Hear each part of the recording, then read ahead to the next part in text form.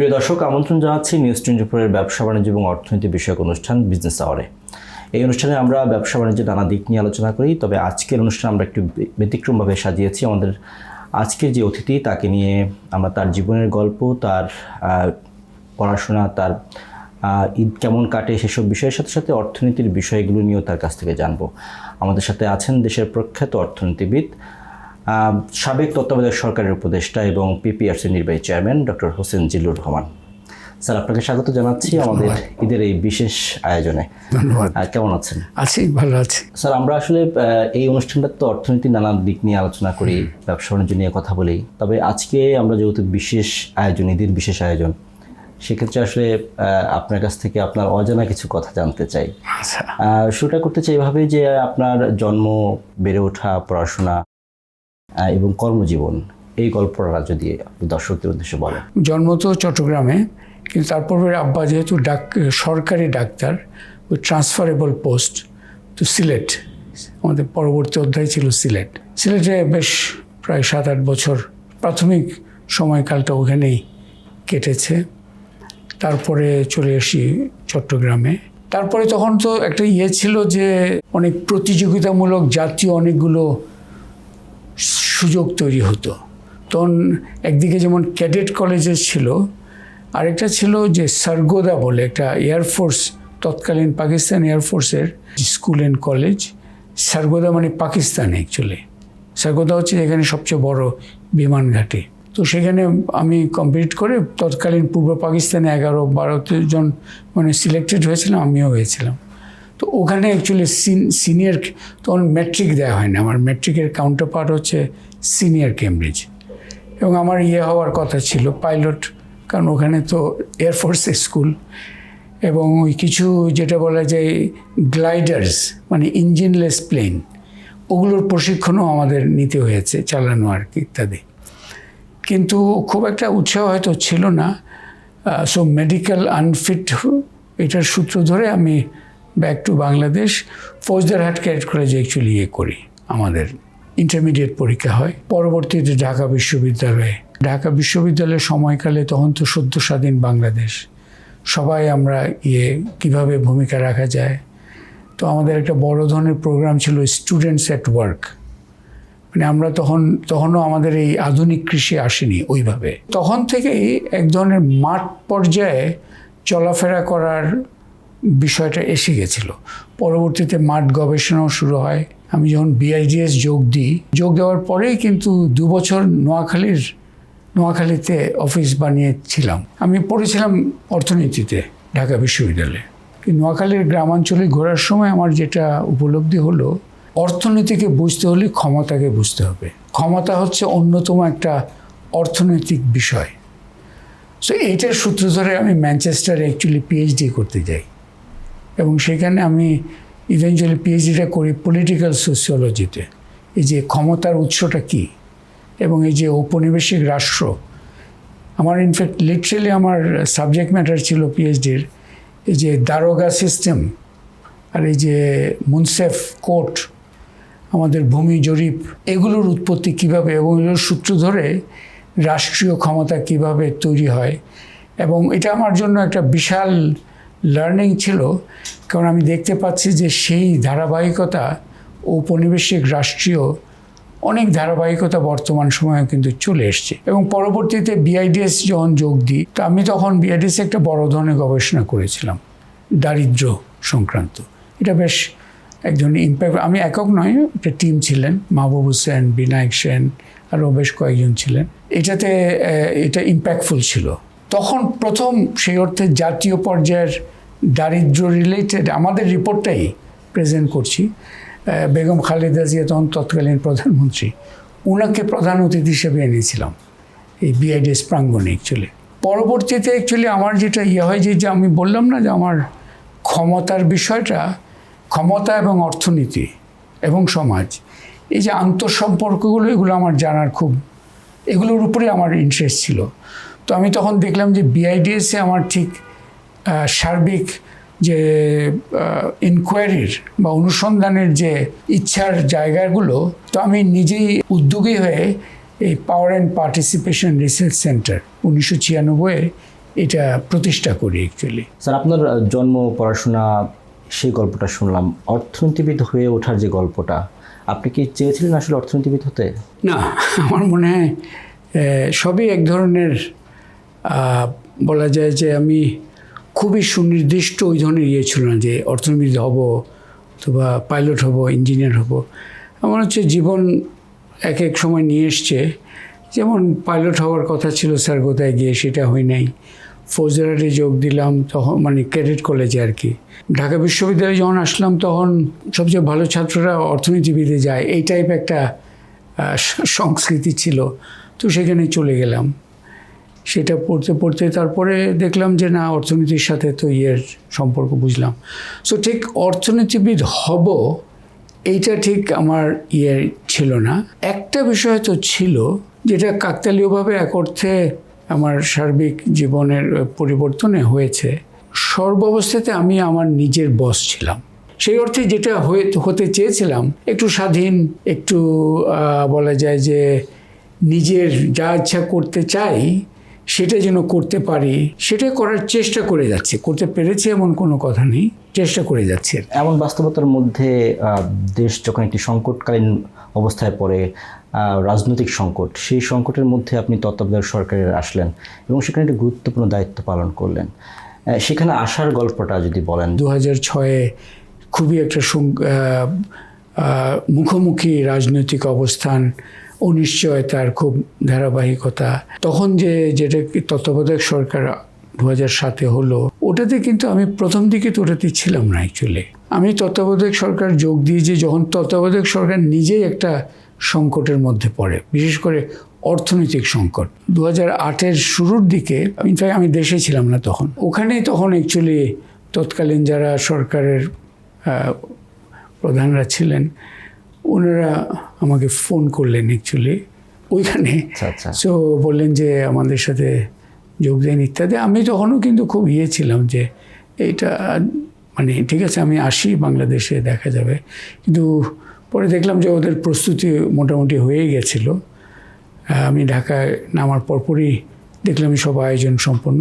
সেই যে তত্ত্বাবধায়ক সরকারে যখন আপনি আসলেন, সেই সময়টা বা আপনাদের সময়টা কেমন ছিল, মানে পুরো জার্নিটা নিয়ে যদি একটু বলেন। যে মুডে আমি সারা জীবন যেভাবে আমরা মোটামুটি একই পথে থাকার চেষ্টা করেছি, যে বাস্তবটা ভালো করে বিশ্লেষণ করা দরকার, দেশের সাথে যেটা করা দরকার সেটা করা উচিত।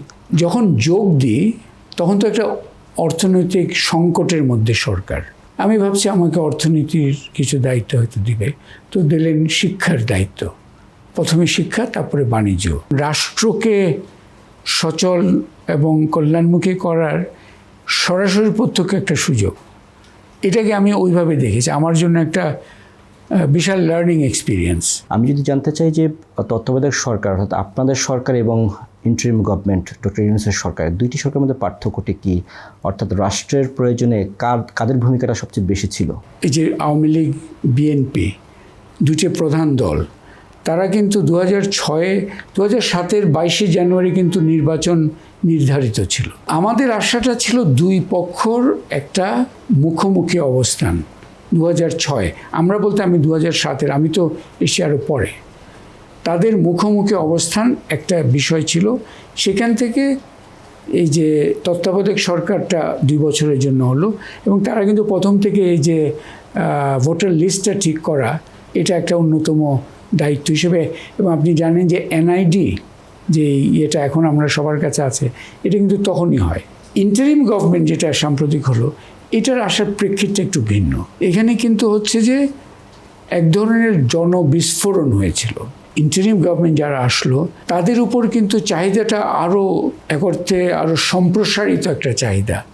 একটা হচ্ছে এত বড় একটা আত্মাহুতির মাধ্যমে আসা হয়েছে, সেখানে বিচারের বিষয় একটা আছে, সেখানে আবার সুষ্ঠু রাজনৈতিক প্রক্রিয়া পুনঃপ্রতিষ্ঠা করার বিষয় আছে, সেখানে অনেক ধরনের সংস্কারের আকাঙ্ক্ষাও উচ্চারিত হচ্ছিল। কিন্তু সবচেয়ে বেশি ছিল যে এই যে ক্ষমতার অপব্যবহার এবং যেটা বলা যায় যে মানুষকে হেয় জ্ঞান করা, এগুলোর পরিপ্রেক্ষিতে ইন্টারিম গভর্নমেন্টটা আসলো। দুটি সময়কালই একটা কমন উদ্দেশ্য ছিল যে এটাকে একটা ইয়েতে ফিরিয়ে আনা দরকার, স্বাভাবিক রাজনৈতিক প্রক্রিয়ায় ফিরিয়ে আনতে হবে।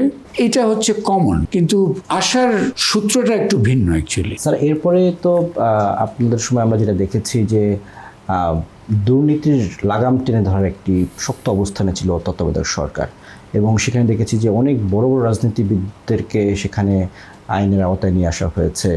দুর্নীতি দমন করার জন্য প্রাণান্তর চেষ্টা ছিল সেই সরকারের। সেই ধারাবাহিকতার পরবর্তী যে সরকারগুলো আসলে তারা আসলে কতটা পেরেছে বলে আপনি মনে করেন? আমার একটা কারণ হয়তো ছিল যে তখন আমাদের কোনো আলাদা এজেন্ডা ছিল না, সেই অর্থে একটু শক্তভাবে অনেক কিছু করার সাহসটাও ছিল অ্যাকচুয়ালি। দুর্নীতি সংক্রান্ত আসলে পরবর্তীতে এবং আমাদের সময় কিন্তু ইভেন প্রশাসনিক কর্মকাণ্ড সেটাও আমরা শক্তভাবে হ্যান্ডেল করেছিলাম, মানে করার চেষ্টা করা ছিল, এবং খুব ক্লিয়ার যে গভর্নমেন্ট ইজ ইন চার্জ। যেই বিশ্লেষণ হোক সঠিক না ভুল, কিন্তু গভর্নমেন্ট ইজ ইন চার্জ, কারণ সে তো গভর্নমেন্ট, তার চার্জে তো থাকতেই হবে। অন্য কাউকে আমি অজুহাত দিয়ে তো কোনো লাভ নেই। এটা হয়তো কিছুটা ঘাটতি ছিল, এই যে পরবর্তীতে ঠিক গভর্নমেন্ট ইন চার্জ এই ফিলিংটা ছিল না। ইনফ্যাক্ট আপনার কাছে কি মনে হয় না যে অন্ধ্রপ্রদেশ সরকারের কাছে সেই সুযোগটা আরও বেশি ছিল? অনেক বেশি ছিল, লাগাম অনেক বেশি সংস্কারগুলো করে যাওয়া অনেক বেশি ছিল আমি মনে করি। কারণ আমাদের সেই সময় তো সেই অর্থে ওনাদের যে ধরনের একটা ম্যান্ডেট, ওই কেয়ারটেকার গভর্নমেন্টের ম্যান্ডেট সেই অর্থে অত শক্তিশালী বা দৃশ্যমান ছিল না। জুলাই 24-এর পরের সময়কাল প্রত্যেকটাকে নিবিড়ভাবে পর্যবেক্ষণ করেছে। ডিসেম্বর 2024 পর্যন্ত কিন্তু ওই দুর্নীতির বিষয়ে যারা, তাদের মধ্যে কাঁপুনি কিছুটা হয়তো ছিল, কিন্তু বাই জানুয়ারি 2025 ওরা বুঝে গেছে এখানে গভর্নমেন্ট ইনচার্জ বাস্তবতাটা দুর্বল, এবং আমলাতন্ত্রকে এক ধরনের তাদের নিজস্বভাবে সার্বিক সব কিছু করার সুযোগ দিয়ে দিয়েছিলেন। তো তারা হয়তো ওই যে একমাত্রিক কিছু এজেন্ডাতে বেশি নিয়োজিত করেছিলেন, যেমন সামষ্টিক অর্থনীতিটাকে একটু পুনরুদ্ধার করতে হবে। অর্থনীতির পুনরুদ্ধার না, সামষ্টিক যে ব্যাংক রিজার্ভ ইত্যাদি, অর্থনীতি নিয়ে কিন্তু অতভাবে তারা করেন নাই। তো সেখানে আই থিঙ্ক সুনির্দিষ্টভাবে কিছু তফাৎ আছে। বাট আমি আহ্বান করব আপনার মাধ্যমে ইতিহাসবিদদের, বিশ্লেষকদের, সিভিল সোসাইটিদেরকে আমাদের ইতিহাসগুলোকে শুধুমাত্র আইদার ব্লেম গেম অথবা ট্যাগ কালচারের জন্য ব্যবহার না করে সুনির্দিষ্ট বিশ্লেষণাত্মক মূল্যায়নগুলো করা দরকার। কারণ প্রত্যেকটা অধ্যায় এক একটা সেই অর্থে একটা অধ্যায় ছিল, একটা গুরুত্ব ছিল, এবং বিবর্তন কেন কিভাবে হলো সেটাতে বোঝা দরকার অ্যাকচুয়ালি। স্যার আপনার কাছে আরও অনেকগুলো প্রশ্ন আছে, জানবো সময়ের একটি বিরতির। দর্শক, বিজনেস আওয়ার এই পর্যায়ে নিচ্ছে একটি বিরতি, ফিরবে কিছুক্ষণের মধ্যেই, আমাদের সাথেই থাকুন। বিরতির পর আবারও আমন্ত্রণ বিজনেস আওয়ারে। আমাদের ঈদের বিশেষ আয়োজনে আজকে আছে আমাদের সাথে দেশের প্রখ্যাত অর্থনীতিবিদ ডক্টর হোসেন জিল্লুর রহমান।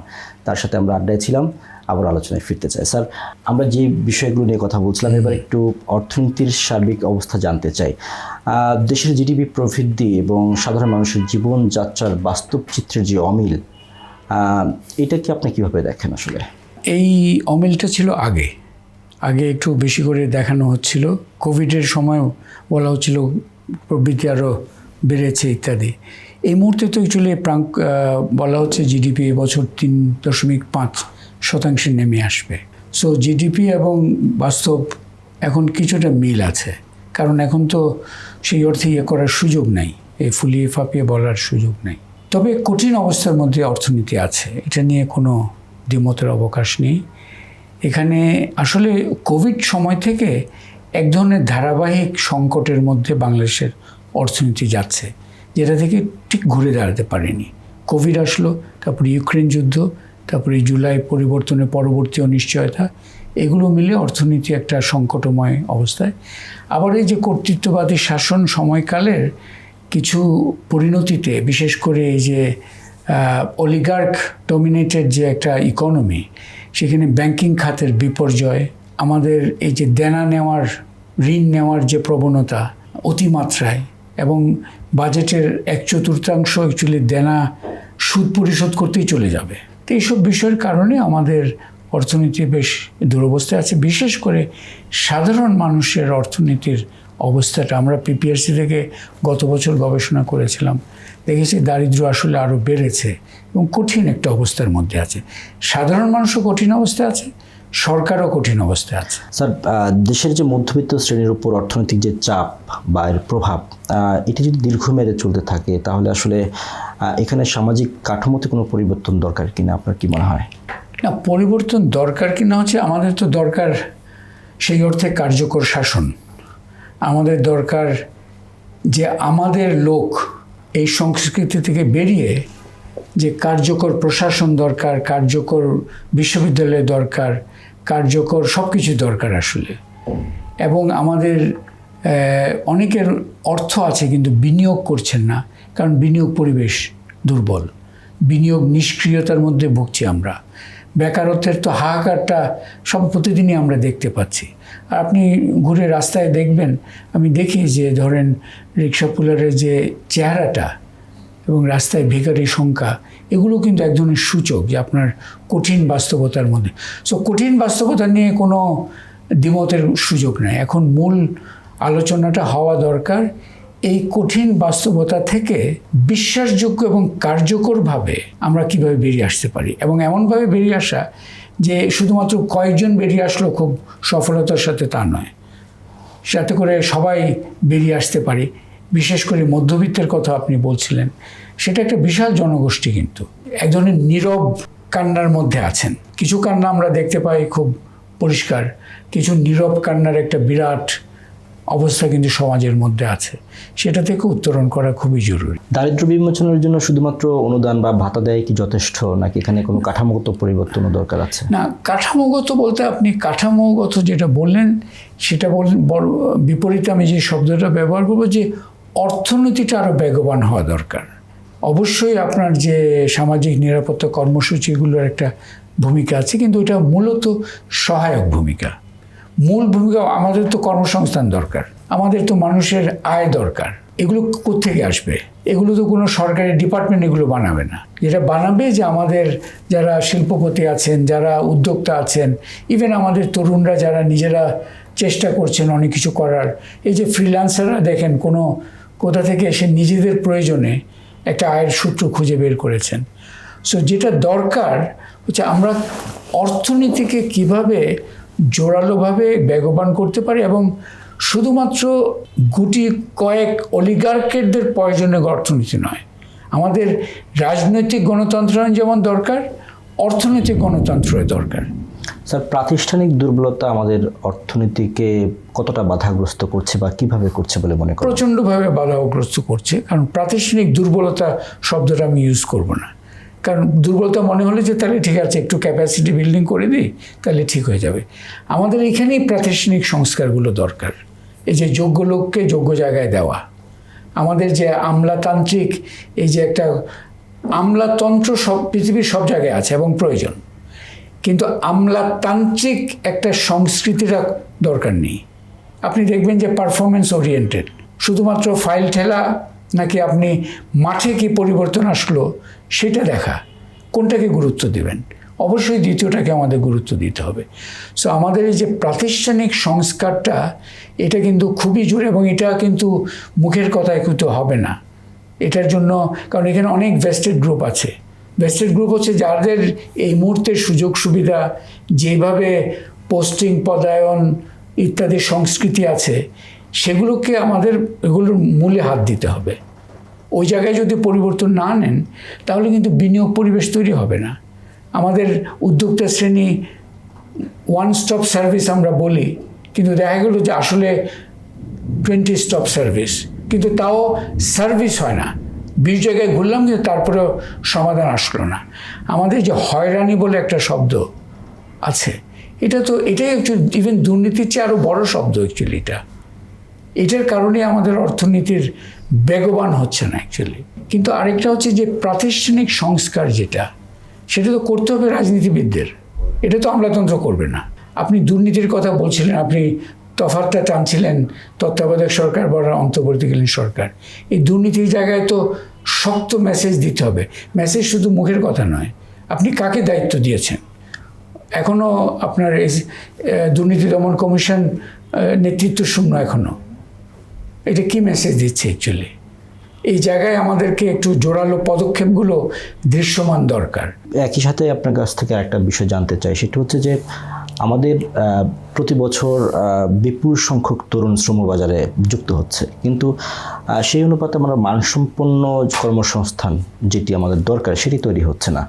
এখানে বাধাগুলো কোথায়?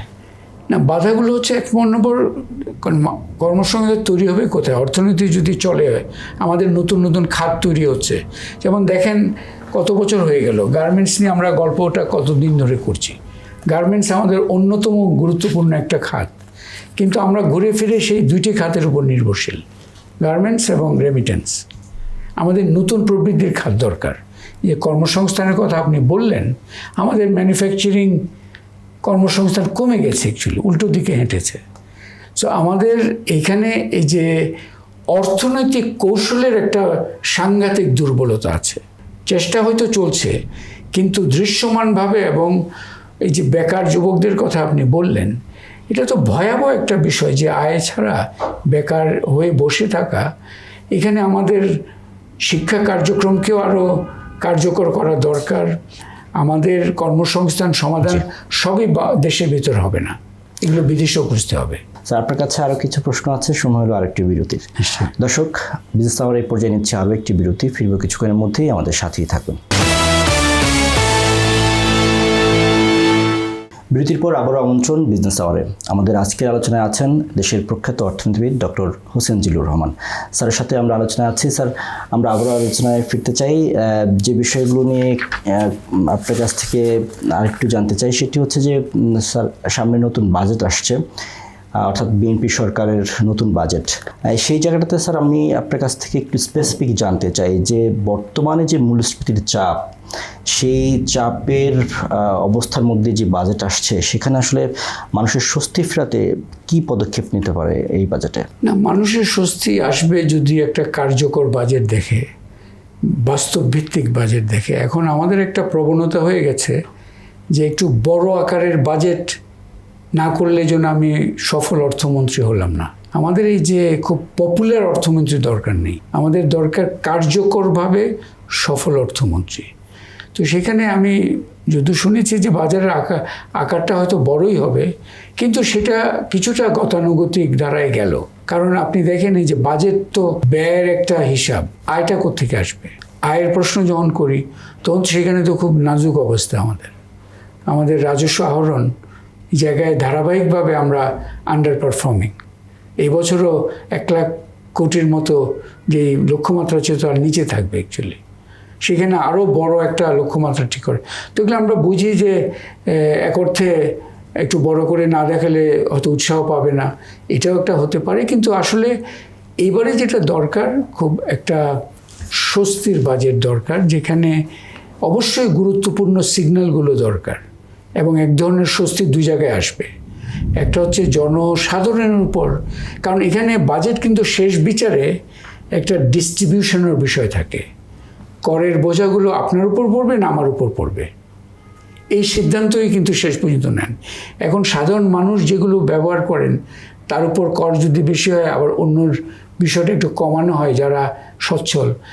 এই যে ডিস্ট্রিবিউশন, সাম্যের যে একটা বৈষম্য কমানোর যে বিষয়, এদিকে নজর দেওয়াটা খুব জরুরি। স্যার, এবার এডিবির আকারও দেখলাম যে দেশের ইতিহাসের সর্বোচ্চ, সেটি আসলে বাস্তবায়নের চ্যালেঞ্জ কতটা দেখেন? না, শুধু বাস্তবায়ন, এডিপি বলতে তো আমি খরচের হিসাব বললাম, এটা আয় তো আসতে হবে। সো যেটা হয় টিপিক্যালি, যখন আয়টা কমে গেল, আয়টা আসলো না প্রত্যাশা অনুযায়ী, যেই রাজস্ব আনার লক্ষ্যমাত্রা করা হয়েছে সেই প্রত্যাশা অনুযায়ী না হয়, তখন এডিপি নিজেই সংকোচন হয়। ধারাবাহিকভাবে একটা বিষয় কিন্তু আছে, পরিচালন ব্যয়টা সর্বক্ষণ বাড়ছে এবং এখানে বহু ডিপার্টমেন্ট আছে। বিশ্বব্যাংকের একটা রিপোর্ট দেখলাম সেদিন, যে স্টেট ওন এন্টারপ্রাইজ নিয়ে ইত্যাদি অনেক ডিপার্টমেন্ট আছে যেগুলোর সরকার নিজেই এখন বলছে যে এতগুলো ইনভেস্টমেন্ট এজেন্সির দরকার নেই, এগুলোকে একত্রিত করা দরকার। তো এতদিন এই যে এক একটা করা হলো, সেগুলোর পিছনে তো খরচ আছে। স্যার, আমরা যে বিশাল অঙ্কের বাজেট দেখি প্রতি বছর, কিন্তু বাস্তবায়নের হার বছর শেষে দেখি সেটি খুবই কম থাকে। এই যে ঘাটতি, বা এটা আসলে দূর করার উপায়টা কি? না, এটার উপায় হচ্ছে যে আপনার প্রথমত বাস্তব ভিত্তিক বাজেটটাই করতে হবে, 1 নম্বর। 2 নম্বর হচ্ছে আপনার প্রকল্প যে নির্বাচনে খুবই নিবিড় একটা মনোযোগ দরকার। 3 নম্বর কিন্তু এটা আলোচনায় তেমন আসে না, এটাও খুব গুরুত্বপূর্ণ। সে হচ্ছে আমাদের নিয়মের কিছু সমস্যা আছে। এই যে পাবলিক ফিনান্স ম্যানেজমেন্ট, এটা এক ধরনের শৃঙ্খলার জন্য এটা করা হয়, বলা হয়, কিন্তু এখানে যেমন আপনি যে ফ্যাসিলিটি লেভেল একটা মেডিকেল কলেজ হাসপাতালের তার যে সক্ষমতা, আর্থিক সক্ষমতা খরচের, সেগুলো অত্যন্ত সীমিত এবং এক অর্থে নিয়মের বেড়াজালের মধ্যে আটক। অ্যাম্বুলেন্স হয়তো 50 লাখ টাকা দিয়ে কেনা হয়েছে, টায়ারটা ঠিক করার জন্য হয়তো টাকাটা আর নাই, কারণ ওটা সেপারেট। এই যে ONM, অপারেশন মেনটেন্যান্স বাজেট, সর্বক্ষণ এটা একটা অনুপস্থিত থাকে। আমাদের বাজেটের ধরনের মধ্যে একটা বড় ধরনের গন্ডগোল আছে। আমরা শিক্ষা স্বাস্থ্যের বাজেট নিয়ে সবাই বলে, তাই না? কিন্তু আপনি ওটার ভেতরে ঢুকলে দেখবেন ওই যে বিল্ডিংয়ের জন্য যে বরাদ্দ, সেটা কিন্তু দ্রুত খরচ হয়ে যাবে, কিন্তু ওই যে মানব সম্পদ, সেটা আনতে কিন্তু আর হয় না। 500 বেড হাসপাতাল চলছে হয়তো 100 বেড হাসপাতালের সমতুল্য সেবা নিয়ে। স্যার, আপনি রাজস্ব আদায়ের কথা বললেন, সেখানে ঘাটতি নিয়ে বললেন, ঘাটতির চিত্রটাও বললেন। এখানে আসলে সরকার কি পদক্ষেপ নিতে পারে, বা NBR এখানে আসলে কোন প্রক্রিয়ায় গেলে যে রাজস্বর যে লক্ষ্যমাত্রা সেটি পূরণে সক্ষম হবে বলে মনে করেন? এটা তো একটা কারিগরি আলোচনা, এটার নানা দিক আছে, কিন্তু মোটা দাগে 2টা কথা আমি বলতে পারি। মানে এখানে একটা খেলা চলে, একদিকে হচ্ছে ফাঁকি, একদিকে হচ্ছে হয়রানি, এবং নিয়মগুলো এমনভাবে সাজানো যে ফাঁকিটাও অবশ্যম্ভাবে, হয়রানির কারণেই ফাঁকিটা হয় অ্যাকচুয়ালি নিয়মগুলো। সো আমাদের রাজস্বের মধ্যে রাজস্ব আহরণের 2টা কাজ খুবই জরুরি। এটা হচ্ছে ফাঁকি এবং হয়রানির যে এই একে অপরের পরিপূরক যে একটা ডাইনামিক্স, এটা ভাঙা দরকার। আর দ্বিতীয় একটা হচ্ছে আমাদের ট্যাক্স বেসটা বাড়াতে হবে, মানে আমাদের যে করদাতার প্রয়োজন, মানে সাইজটা বাড়াতে হবে। এটা কিন্তু এটা বাড়াবার যে পদ্ধতিটা, এখানে কিন্তু মানুষকে আস্থায় নিয়ে বাড়াতে হবে। আপনি ভয়ভীতি দেখিয়ে মানুষকে এখানে হবে না। স্যার, IMF-এর শর্ত এবং দেশের অভ্যন্তরীণ প্রয়োজনীয়তার সাথে মিল রেখে কর ব্যবস্থার সংস্কারে বাজেটে কী ধরনের সাহসী পদক্ষেপ নিতে পারে সরকার? না, সরকার তো করতেই পারে প্রাতিষ্ঠানিক সংস্কার, যেমন বিশেষ করে যে যারা একটা মূল বিষয় এখানে আছে, একটা হচ্ছে যে কর নীতি আর কর আহরণের কর বাস্তবায়ন। একটা ছিল যে কর নীতি যারা করবে এবং কর আহরণ যারা করবে, এই দুটো একটা সেপারেট গ্রুপ হতে হবে। এটার জন্য একটা সংস্কার অন্তর্বর্তীকালীন সরকারের সময় হয়েছিল, যেটা ওনারা এটাকে করেন নাই। ওনাদেরও যুক্তি আছে যে ওটা সঠিকভাবে হয় নাই, কিন্তু ইন প্রিন্সিপাল এটা করতে হবে। কিন্তু এইবারে আমি মনে করি না যে খুব অ্যাডভেঞ্চারাস কিছু করা দরকার। যেমন ওয়েলথ ট্যাক্স নিয়ে আলোচনা হচ্ছে, সম্পদ কর, কিন্তু এগুলো হচ্ছে যে সিস্টেমিক চেঞ্জ, এগুলো হয়তো আলোচনার মধ্যে এটার আসা দরকার, পুঙ্খানুপুঙ্খ দেখা দরকার। আপনার ডাইরেক্ট থেকে ইনডাইরেক্ট ট্যাক্স, আমাদের তো ভ্যাটের উপর নির্ভরশীলতা বেশি, ডাইরেক্ট ট্যাক্সের উপর কম, এগুলো তো একটা পরিবর্তন আনতে, কিন্তু এটা এই বাজেটে একটা স্বস্তির বাজেট দরকার। এখানে খুব বেশি এক্সপেরিমেন্ট করা দরকার উচিত নয়।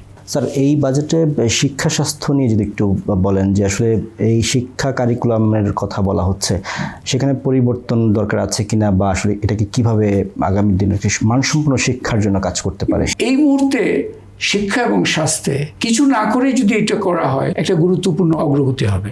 যেমন শিক্ষা খাতে প্রাথমিক মাধ্যমিক পর্যায়ে প্রধান শিক্ষক যে সরকারি, ওখানে ভ্যাকেন্সি, মানে প্রধান শিক্ষক পদ আছে কিন্তু মানুষ নেই, এটা যদি পূরণ করে দেয় কিন্তু একটা গতি আসবে। স্বাস্থ্য খাতে মাঠ পর্যায়ে যে স্বাস্থ্যকর্মী এখন নতুন নেওয়া হবে বলছে, কিন্তু অলরেডি পদ আছে কিন্তু ভ্যাকেন্সি 40 থেকে 50%। এগুলো যদি পূরণ করে দেয়, আর কিছু করতে হবে না, এগুলো করলে কিন্তু ইমেজের একটা বুঝ শুরু হবে। অসংখ্য ধন্যবাদ স্যার, আমাদেরকে আজকে এই আপনার ব্যস্ত সময়ের মধ্যে সময় দেওয়ার জন্য। আপনাকে আবারও ঈদের শুভেচ্ছা। ধন্যবাদ।